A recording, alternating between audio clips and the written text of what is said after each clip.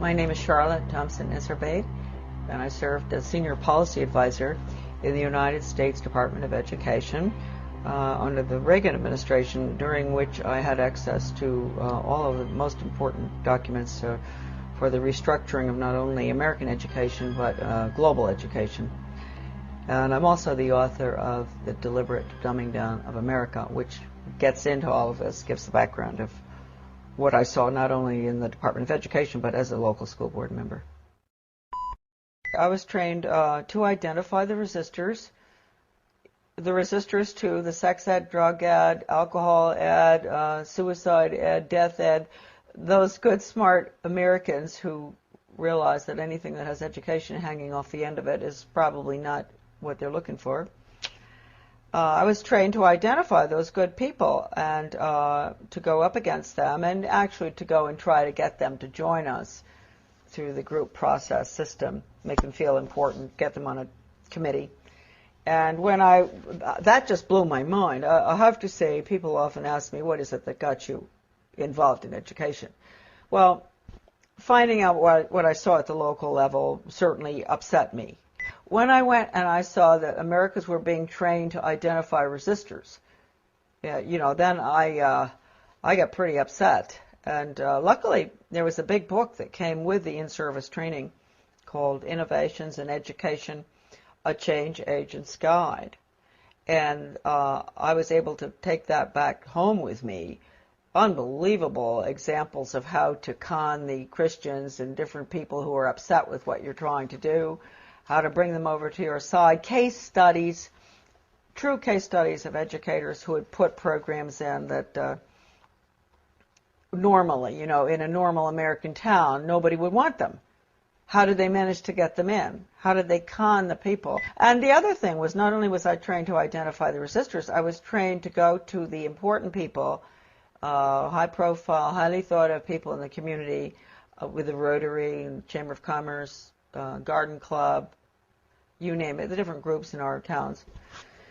Go to them and convince them of the importance of these new programs like sex ed, drug ed, I just mentioned all of them, and to get them on your side, because when you can get the leadership in a community to go along with it, then the newspaper comes in and says, a committee's been set up with the head of the Rotary and this and that, and they're all getting behind this task force to discuss whether we're going to have a new sex education program. And then when Mary Jones, who ordinarily would think, why would we want to have a sex education program when we don't have any problems with kids having sex or anything? So she might be concerned. She might be one of the resistors. She reads that her best friend, who's the head of the Garden Club, is on this committee, and she thinks, oh, well, hey, Mary Appleton is on that committee. She's heading it up. It must be okay. So I was taught really how to con the community. They always call everybody by the first name. You have to get very, affectionate with people, and you say, William, I'm so glad you've come to this meeting, and I understand your concerns about this program because, I've had other people. Usually it's the really bright people in the community who have these concerns. And would you like to join our group?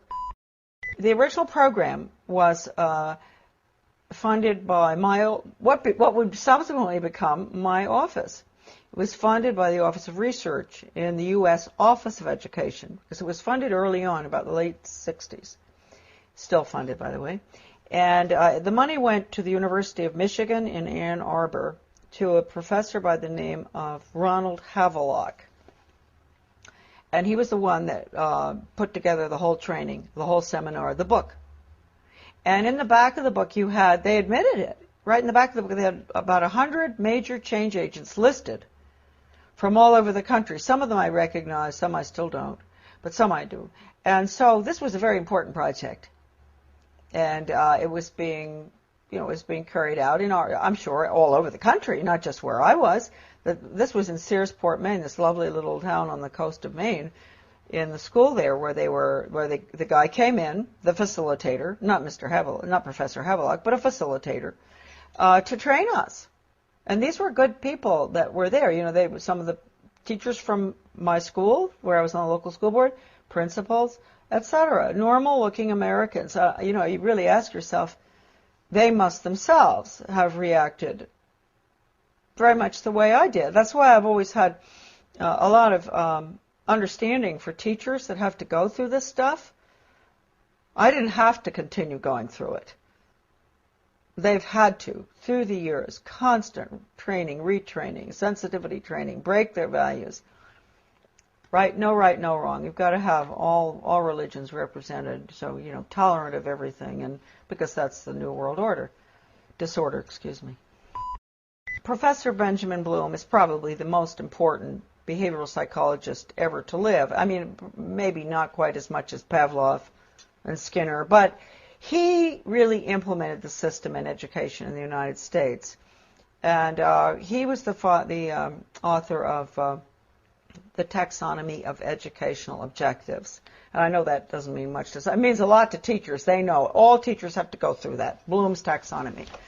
And just to give you an idea of how blatant they are, Benjamin Bloom said the purpose of education, and I often say this to parents, really, listen to this.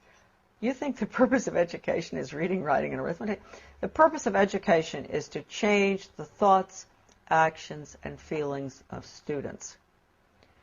And then he goes on and he says, he defines good teaching, and this is even worse from the parental standpoint, as challenging the student's fixed beliefs. And then, in some of his works that I have, that are in my book, a lot of this stuff is in it. When he says challenge, does he mean challenge or does he mean change?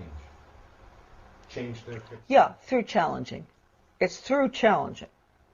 You go up against them, and you change them. And you asked a good question, because then he goes on in one part of the taxonomy that is in my book. He says that he can take a student from here to there, from a belief in God or his country or whatever, to being an atheist and not believing in his country in 1 hour.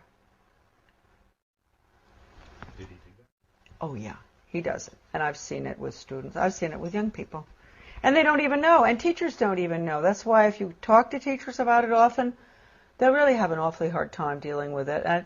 And if you go up to a superintendent, an educational administrator, superintendent or whatever, and you ask him or her, have you ever been through sensitivity training? They'll usually crack up because they went through it. They're the worst, those programs. I've been through them. I mean, how can anything be worse than some of the ones that the regular classroom has? But they're the worst. What do they teach the children? To bring about change. They put them through role-playing, psychodrama, all these psychological techniques where they play the part of starving children, and the other one plays the part of a very wealthy industrialist child. And, they bring about the attitude and value change through the emotions.